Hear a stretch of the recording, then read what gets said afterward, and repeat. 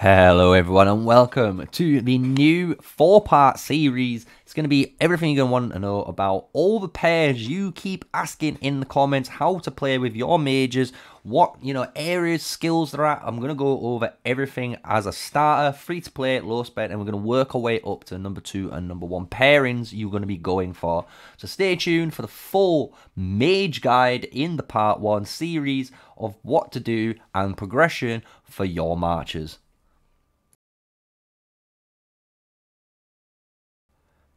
Hello, so yes, we're going to be going over, it's going to be a 4-part series. It's going to cover everything you're going to want to know about each of the types of units. Since you guys keep asking it out, in certain videos and different guides, oh, I've got this, what should I do? I'm going to try and address all those questions the best as I can during this episode. So today we're going to cover all the mages. Tomorrow or the next one we will cover the archers. We'll do cavalry and infantry at the end.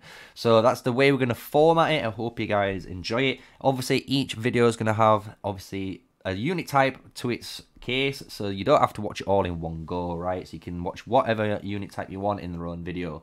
So with all that said, I hope you enjoy it. Smash like, comment and subscribe for all my official Call of Dragons content creation that's coming every single day for you guys in the future. So with all that said, let's get into the video.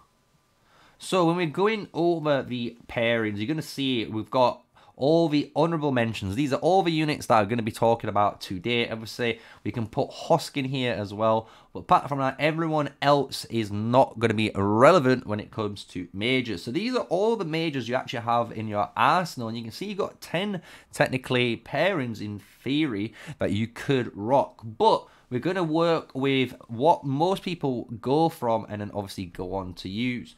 So in the do not use section, I am going to put some heroes straight away into here. And I am going to put Pan and Indis at the moment in here as do not use mage pairs. Because even though this pairing together could work as a really cool support march, it's not something you guys should be investing into. This might be something super late game where you've already got these heroes maxed out and you're looking for that filling 5th march. This might be it, but until then, do not recommend obviously investing into these. Don't worry about it. But when we do go into the game, we start with our starter pair, and everyone starts League of Order if you're a mage player, and you get your wild deer. So obviously you're going to get a load of different questions. What's better than this? Blah, blah, blah, blah. In my opinion, when you start, your starter pair is going to be one of 2 pairs. So it's going to be your wild deer paired with either your Atheist or your Alwyn. So this is going to be the pairing. So you could choose how you want to pair this. If you want a mage, which is more rage build version, this is the one you want. If you want a more tankier and DPS march, this Alwyn is the one for you. The reason is, again, you're going to be able to focus any of these heroes because they're epics. And again, guys, don't try and force a hero. So, if you're a free-to-play player, low spender, you get your wild deer, you've opened a bunch of keys, you've got a 5 Atheist, but your Alwyn's only 3. Just use your Atheist, use what you've got, and out of these 3, while wild deer is your primary, right? So that's kind of like your starter pair that you're going to be going for and progressing. So then you obviously get unlocked into a free-to-play player march. You're going to be aiming for one in particular march, and that is going to be your wild deer and Valen march. This is a really powerful march, and what happens afterwards, as you can see, you've now got a second march because you have an Atheist Alwyn, which can still work very fine together. You can also use, during this area, your Eliana in this category. So we can have a tanky flying march, you can have a tanky mage march with Alwyn. You can flick this trinity here however you like in your starter, and it's going to give you now 2 mage marches you can use, one with Vestals, and if you're a League of Order player, you're going to be able to use that beautiful flying celestial unit with your second, right? So this is how we're going to be implementing these heroes. And again, Eliana, you're going to get them really early on, really easily, and you're going to be able to use her again, with any of these marches. So that's why we're going to keep her in the starter pair, and this is always where you're going to refer back to if you're looking for something to go on for. But you have your Valen. So a Valen, for all you guys are wondering, a 5-1-1-1, so 5-1-1-1 Valen is stronger than any of these epic heroes. Honestly, it's even stronger than the Wildea. The reason why, again, you're getting that massive 1400 or 1200 AoE damage that freezes and reduces their attack. You're also gaining that magic hero skill damage, which is nice, which goes with obviously Wildea. But the thing which is more beneficial in the PvP area is that 1 point in the skill crit and the 1 point in the reduced magic defense on the target you're fighting. It's going to allow your free-to-play player March to punch through. So when do you obviously use this, right? So you always want to use this when your Valen does max out that first skill, not before. So even at a 3-0, 4-0, I wouldn't use it. But 5-0, you can instantly start putting your Valen into your lineup. It's going to allow you now to, again, have a really insanely strong free-to-play player March. Why? Again, if you're a free-to-play player, this is something you're going to be going for in the late game. Because when you expertise that Valen and pair him up with a Wildea, you're going to have a March that allows two heroes to apply freeze, that allows Valen's Awaken skill to hit 400 as consistently as possible. So really, really important for you to do that, right? So I hope you understand this is really the bread and butter for you free-to-play players. When you hit the mid-game, you could call this almost low spender. You can then start transitioning into using Fear.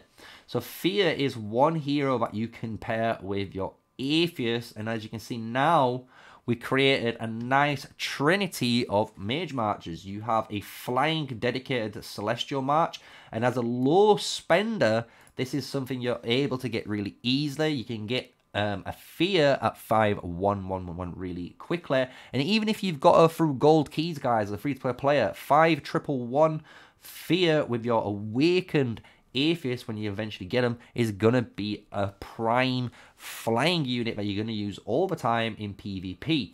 And then, like we say, we've got the #1 free-to-play Mage March, and we can also then use our Eliana and Alwyn if we really need to pump out an extra March for mages. This is going to be a really super tanky March for you that's going to deal, again, some slows and single target DPS. Just basically a supportive mage march almost, with just damage as its main focus to help your two main ones, right? So I hope that gives you guys some indication on where you want to be going if you are a low spender / free player. But again, if you're a low spender, you do start to get access to Liliya. So what we're going to do now is we're going to start moving some of these about. So we're going to keep this do not use. But the Hosk, let's just move him out for now back in the little lineup. And the honourable mention will be the Fear and Atheist combo that we're always going to use. But if you're a low spender, Liliya is going to be your primary commander. Why? She has the exact same skill trees as the Wildea, apart from PvP. She has the Peacekeeping tree, which is okay. But the fact that you get a 5-1-1-1 Liliya is going to allow you to have an insanely powerful magic march. And up to you, you can do a variety of things with this. So if you're trying to get only one, and I mean only one magic march on the field, and it's the strongest match as possible, your Liliya Valen combo, both at 5-1-1-1, will be stronger than even putting your Wildea here. Why? Your Liliya's Scorch mechanics is a magic hero skill damage factor, and that can also crit because of Valen now. And with the skill tree, you guys know the skill tree does have that nice magic mitigation, but it gives you that skill crit percentage and skill crit damage. So you really do need to have this hero with your Liliya to basically increase the amount of chance you can keep critting people and do as much damage as possible.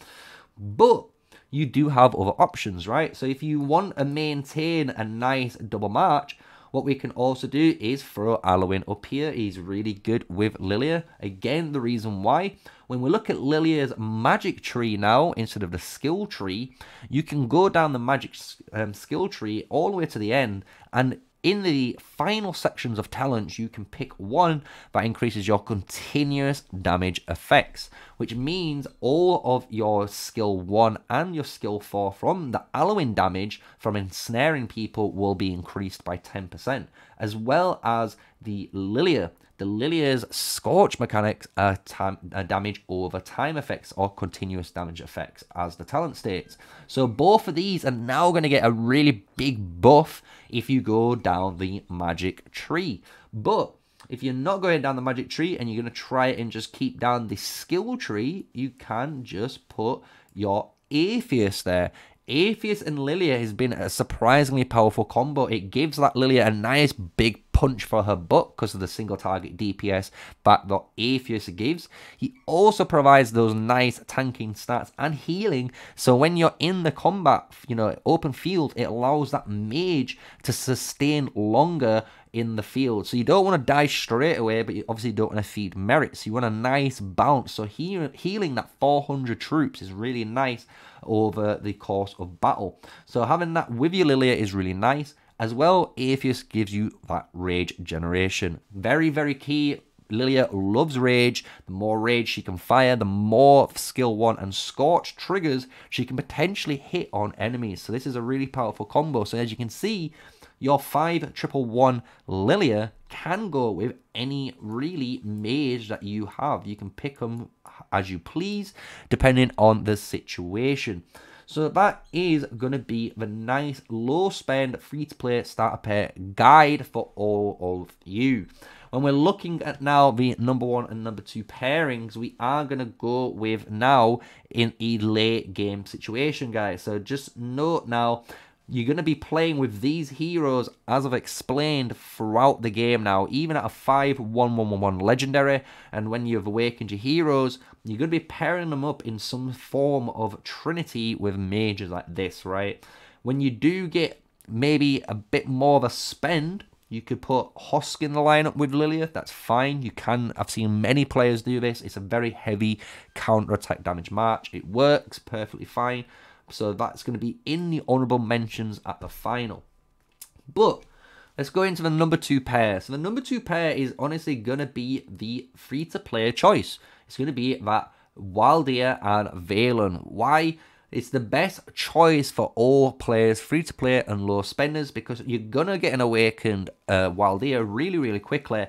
And Valen being the best mage that you can get in the game through gold keys, so you don't have to spend on this guy. This is why I advocate the importance of Valen in the game compared to Liliya. So if you can max out this march, you're going to have a super powerful march that synergizes perfectly with each other for PvP and raiding when it comes into the game. So the number 1 pair will be that Liliya Valen combo if you are an awakened state. Even if it's at 555 or say a 555-1 on the Valen and then even a 5-1-1-1 Liliya, this is the combination you're going to run. For all those questions now into regards to talent pages, we're going to answer that in a moment. But I hope you guys now understand the pairings when it comes to your mage account. Nice, easy mage pairings. Makes sense in the long term when you're trying to play mages and work on those heroes and progress up the ladder to make yourself stronger, right? So I hope I've explained that. So now we're going to go on to the talents. I'm going to switch over to the main game. So I hope you enjoy this and understand why you want to pick certain talents on certain heroes. Talents. So what do we want to do with talents? I know this is the one bane I think a lot of players that are coming to the game new don't understand or trying to wrap their heads around. So here we are with the mage version for you guys. So when it comes to your talent pages, you want to try and spread out as many talent pages as you can. So whenever you watch a hero guide, guys, for your mage heroes, obviously you want to build one of those trees. So at the moment, as you can see, I've gone down the skill tree because it's the best tree for your Waldeer. And then we're going to go down that magic tree and finish out down at magic maelstrom when we get there on the magic tree with the final 17 points. So this is one of the trees that we're going to be running on our Waldeer. But you could also run, for an example, if we do it on screen, if we make our Holy Trinity foundational talents, what you could also do is, if you are, for example, a low spender will have access to your Liliya. And Liliya has the magic and skill tree. And because she has the magic and skill tree too, what I would advise you guys is to build your Liliya the exact way my Waldeer is built. Because you want to make her generally the primary commander in all situations. So she needs this tree the most. So what that enables your Waldeer to do is be a second talent build. So you can now have your Waldeer built, for example, down the mage tree. So if we go down the simple magic build, which is all about your rage generation as well as obviously skill damage, Magic Maelstrom is going to reduce the damage, we're going to reduce the defense of the target.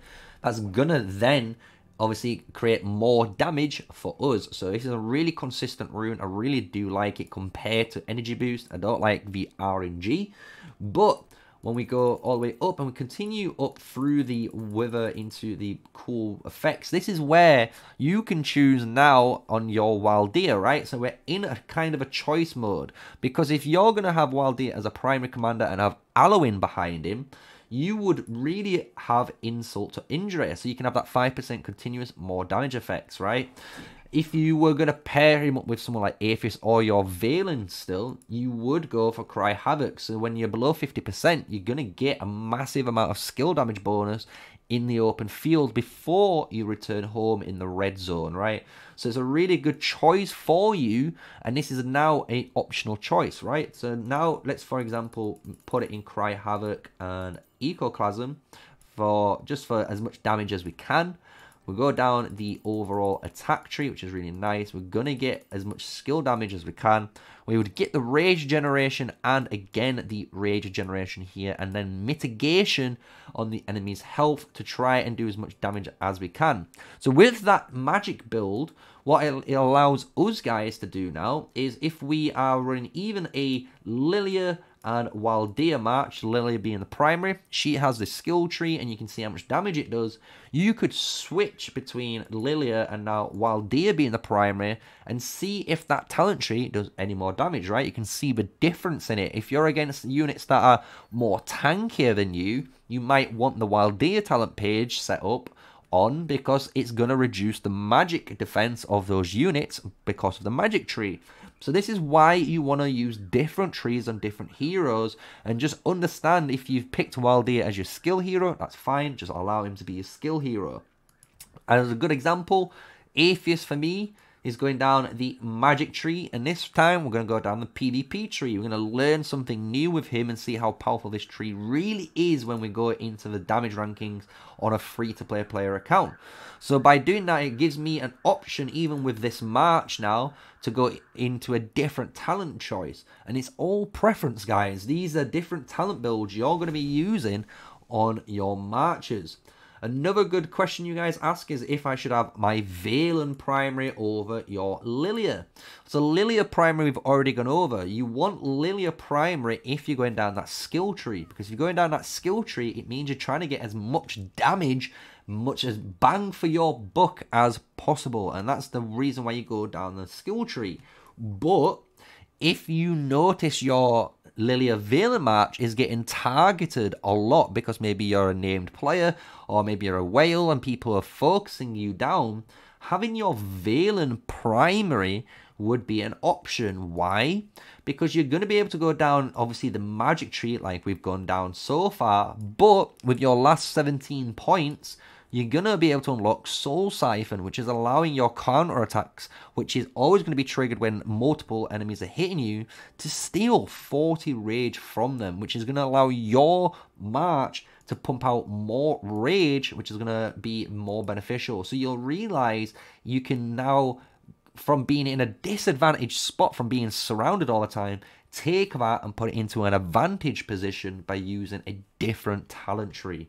So I hope that explains everything, guys, that you're going to need to know about mages. That is all the pairings that we've gone through in the video. You can go back and check it out. We're going to timestamp it all for you, as well as the talent choices that you're going to need. Artifacts are really simple. We already go through artifacts on all of the guides, but as a general rule of thumb, when it comes to them, you want to be using, obviously at the start, maybe Everice if you've only just unlocked it, but soon as you start unlocking your incantation book, you want to be using this for raiding. And then when you're using PvPing, you always want to use your magic bomb. This is going to be a really good PvP, free-to-play, low-spend choice for a long time. And until you unlock something like the Infernal Flame, this might be something you use in raids and PvP after the magic bomb, as well as your Phoenix Eye. Once you level it up to at least level 3, you could again use this a lot more in different scenarios. So that's just, again, the progression, but it's a lot more simpler when it comes to artifacts. Don't stress out about artifacts, guys. Just take your time and honestly level up the ones which you use the most and have the most fun with. And honestly, in the next season or two, you're going to have them all styled up, leveled up, ready. And whenever you want to use whatever unit, you're going to be able to use it, right? So that is the Mage Guide complete.